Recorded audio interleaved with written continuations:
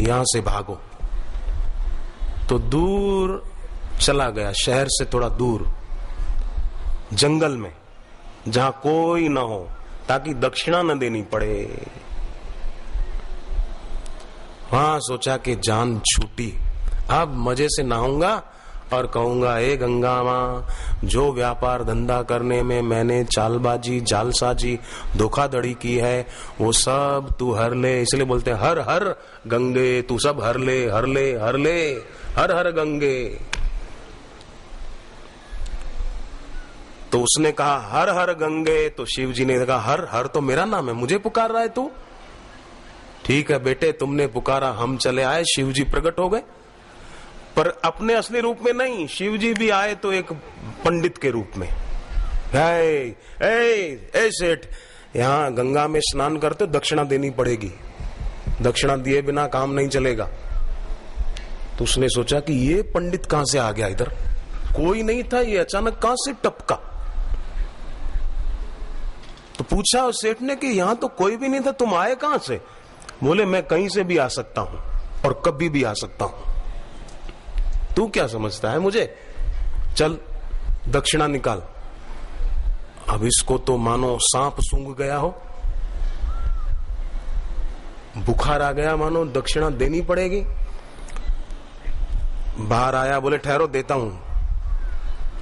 जानबूझकर नाटक किया, कपड़े पहने, बोले पैसे तो है ही नहीं मेरे पास। एक काम करो पंडित जी, मैं मेरे घर का एड्रेस देता हूं, 5 दिन बाद मेरे घर आकर के दक्षिणा ले जाना, पर 50 पैसे दूंगा दक्षिणा, बस, ज्यादा नहीं, खाली 50 पैसे। शिव जी ने कहा ठीक है। शिव जी को भी कहां 50 पैसे की जरूरत थी उसके, बोले ठीक है। अब इसने तो सोचा इतना दूर से पंडित मेरे घर कहां आएगा, मेरे गांव में। पर 5 दिन बराबर पूरे हुए तो भगवान शिव जी कहां छोड़ने वाले थे, तो पहुंच गए। उसी पंडित के रूप में उसके घर के बाहर खड़े रहे कि बाहर आएगा तो पकड़ूंगा। वचन दिया है गंगा किनारे, तो उसको पंडित खड़े हैं। सेठ घर का दरवाजा खोलकर बाहर जाने की तैयारी में, जो दरवाजा खोला, सामने पंडित को देखकर दरवाजा धड़ाक से बंद कर दिया कि 50 पैसे देने पड़ेंगे। हाय रे हाय लोभ, और हाय रे हाय कृपणता। कृपण आदमी पैसा भी अच्छे काम में नहीं लगाता और समय भी अच्छे काम में नहीं लगाता। दरवाजा बंद कर दिया।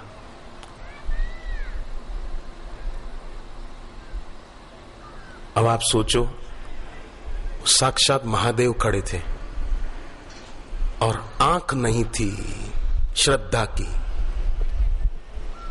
पहचान नहीं पाया।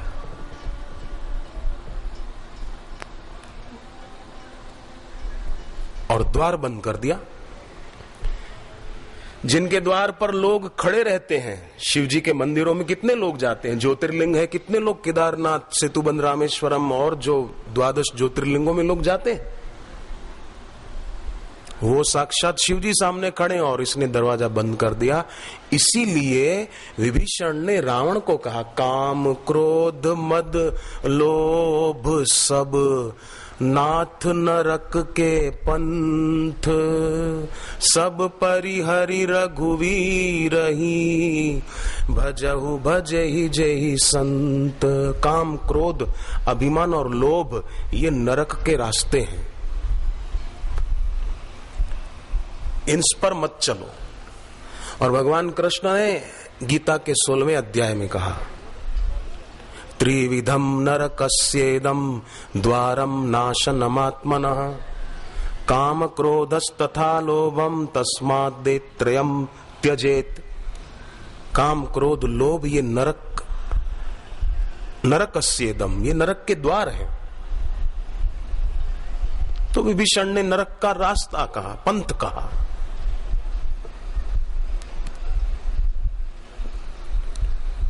तस्मात् त्रयम त्यजेत। इसलिए मैंने कई बार कहा है, पुराने सत्संगी जानते हैं कि जय जगदीश हरे जो आरती होती है ना, उसमें जो ये बोलते हैं ना, मैं मूर्ख खलकामी, ये तो बिल्कुल बकवास है, बोलना ही नहीं चाहिए। मैं मूर्ख खलकामी, मैं मूर्ख खलकामी। अरे सदगुरु की शरण में आ गए, भगवान के मंदिर में आ गए, आरती का दीप जला दिया, उनकी आरती कर रहे हैं। मूर्ख आदमी आरती करेगा क्यों, आप बताओ? खल दुष्ट आदमी, कामी विकारी आदमी आरती करेगा ही क्यों? अपने को मानना ही क्यों? मानते क्यों? मान्यता बदल दो। मैं तो भक्त हूं भाई, मैं तो सेवक हूं, मैं सेवक तुम स्वामी, ये योग्य है कहना। मैं मूर्ख खल कामी, काय को?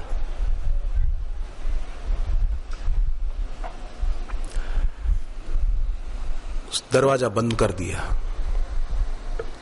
और पत्नी को क्या कहता है? पत्नी को कहता है कि तू एक काम कर, बाहर एक पंडित खड़ा है मेरे से दक्षिणा लेने के लिए, तू उसको बोल जल्दी बाहर जाकर कि मेरे पति मर गए, थोड़ा रोने का नाटक कर ले।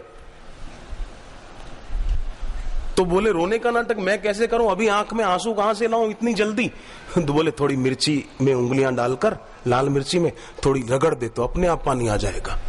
अब बोलो, इस लोभी ने अपनी पत्नी को भी परेशान कर दिया, उसको बेचारी को जबरन रुलाया।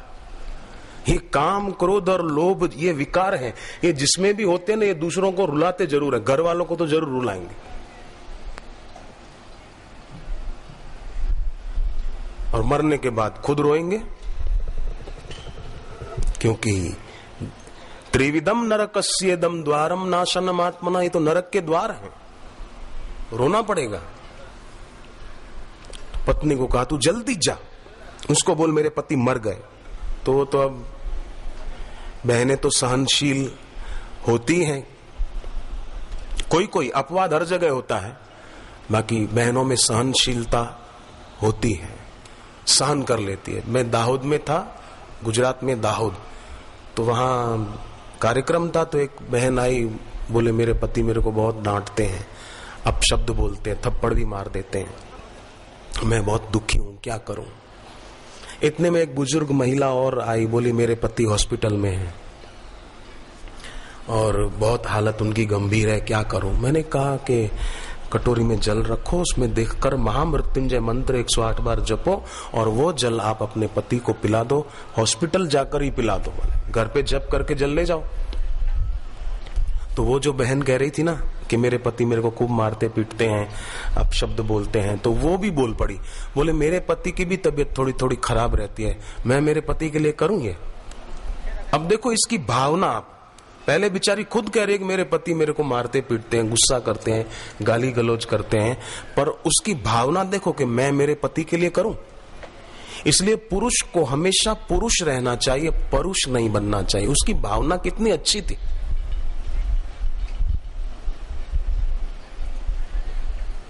अपने घर का वातावरण ऐसा बनाया जाए कि कोई अपने कारण दहशत में न रहे, डरता न रहे बेचारा घर का व्यक्ति, वो भी खुश रहे, आनंदित रहे। हम अपने कारण किसी की आंख में आंसू ना आने दें, हम अपने कारण किसी को प्रसन्नता, किसी को खुशियां बांटते चले, डांटते धमकाते डराते हुए दहशत फैलाते हुए चले, काहे को? तो पत्नी जाकर कहती है बाहर कि रोते हुए, मिर्ची लगा दी थी थोड़ी, मिर्ची वाले हाथ, तो आंख में आंसू तो आएंगे ही, नहीं आएंगे? विश्वास ना हो तो कभी प्रयोग करके देखना, तो करना नहीं, सचमुच आ जाएंगे।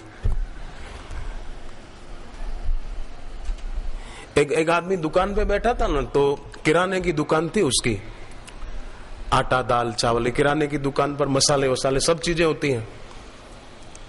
तो उसकी दुकान पर कोई दूर के रिश्तेदार आए, तो बैठे तो ऐसे बैठ गए कि जाने का नाम न ले, उसका बेचारे का धंधा खराब हो रहा था। अब दुकान पे उनको भी समझना चाहिए कि दुकान पे जाए तो 2 मिनट बात करके खिसक जाना चाहिए, उसका दुकान का व्यापार क्यों खराब करे? तो बैठे रहे, जाने का नाम ही न ले। तब ये भी होशियार था। व्यापारी लगभग जो होशियार होते हैं ना, वही ज्यादा रुपया कमा सकते हैं, सीधे साधे लोग अपना दिवाला निकालते हैं। ये भी होशियार था, कम नहीं था। अंदर गया, खुद नौकर को नहीं बोला, खुद गया सेठ अंदर, पीछे थोड़ा गोदाम जैसा था, तो वहां से मिर्ची पाउडर वाली खाली बोरी लेकर के आया और उन्हीं के सामने जोर से यूं झाड़ी। तो सोचो क्या दशा हुई होगी। वो सीधे 9, 2, 11 हो गए, वहां से चले गए।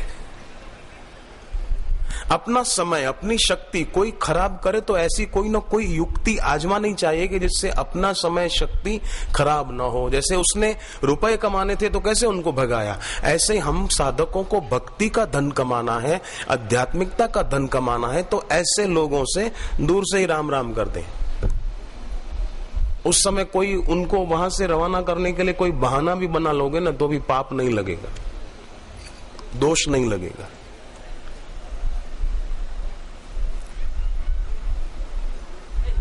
एक लड़के ने मुझे कहा कि मैं घर पे झूठ बोलकर आया हूं कि मैं कॉलेज की पढ़ाई के लिए कहीं जा रहा हूं, कॉलेज की पढ़ाई के लिए कहीं जा रहा हूं, झूठ बोल के आया हूं।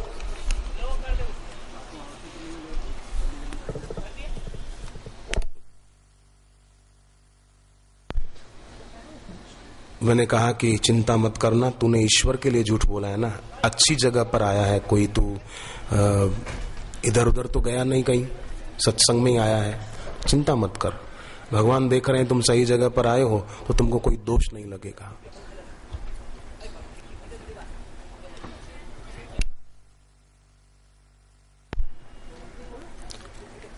पूज्य बापू जी पधारने वाले हैं, उस महिला को भले थोड़ा रोलने दो और उसको भी अंदर जिंदा है पर मुर्दे के रूप में नाटक कर रहा है। आगे की कथा फिर शाम को करेंगे, बड़ी रोचक है, आगे भी थोड़ा समय चाहिए उसके लिए। पूज्य बापू जी पधारने वाले हैं, अब हम गुरुदेव के दर्शन और आशीर्वचन का लाभ लेंगे।